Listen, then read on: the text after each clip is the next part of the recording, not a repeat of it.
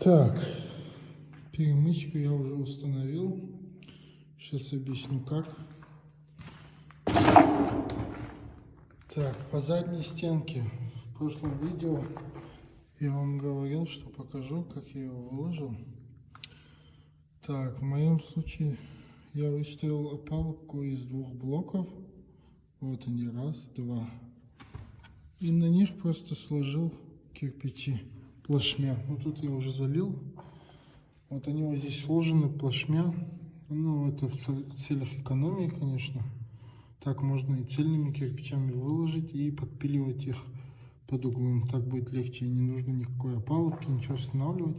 И если выкладывать цельными кирпичами, то ставите, размечаете угол, отрезаете его под углом и выкладываете заднюю стенку. Ну, в моем случае из-за экономии я выложил 2 блока, установил опалубку.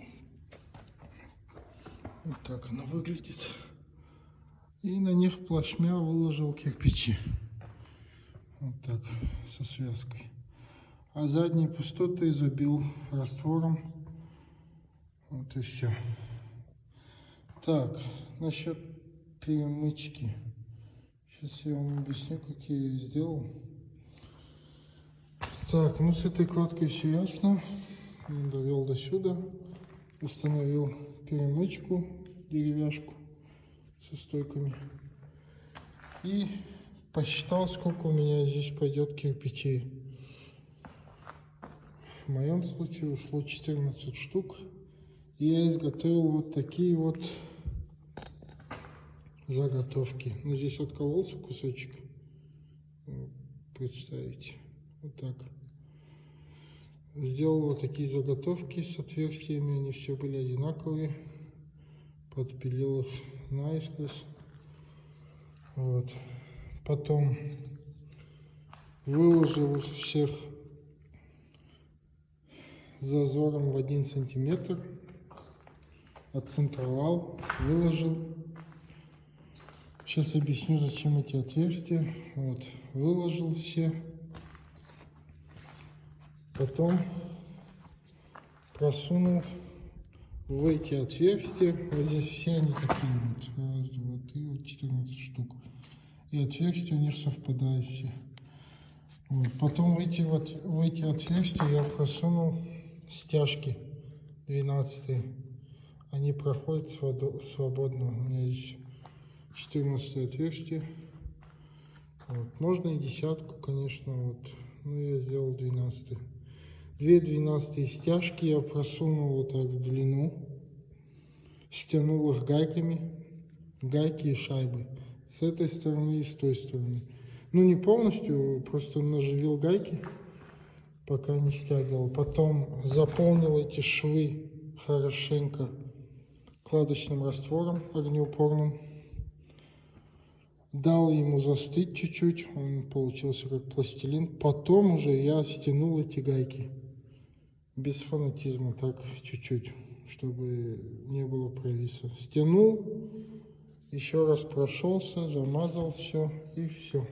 И достроил эти 2 ряда. Вот.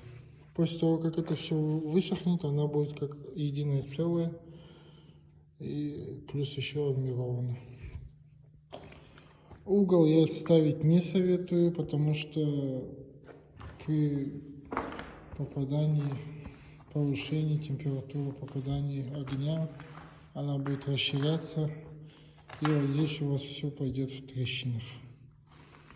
Углом, конечно, легче, пластиной, углом, но потом это вам дорого обойдется. А здесь пойдут у вас трещины, здесь пойдут, вот здесь все. Потому что металл будет расширяться, сужаться. Поэтому, а так, стяжки у нас остаются внутри кирпича. Вот здесь видно, пламя на них не попадает. Вот так вот как-то выглядит снутри. Вот так. Этот косой срез сделан для того, чтобы дым уходил плавно Вот если взять кирпичик этот, дым будет попадать сюда и уходить в сторону, куда нам надо, в сторону трубы. Вот здесь у нас все будет четко. Вот дым будет подниматься по этой стенке. И по этой будет попадать сюда, и отсюда будет уходить тоже вверх. Я еще буду дальше продолжать это также. Вот эти части будут продолжаться также наискось до трубы. Здесь также начинаем уже скашивать вот эти две стенки. Они тоже у меня вот так пойдут вот вдоль вот этого края. А здесь уже один ряд выложим тычком, а пойдет уже обратный зуб, 1,5 кирпича. Имеется в виду в обратную сторону, до трубы тоже вот до сюда. Вот, и получается у нас, что дым будет уходить вот так и в сторону трубы. Ну, после как выложу тычок и второй зуб, я вам сделаю видео. Выглядит все это вот так.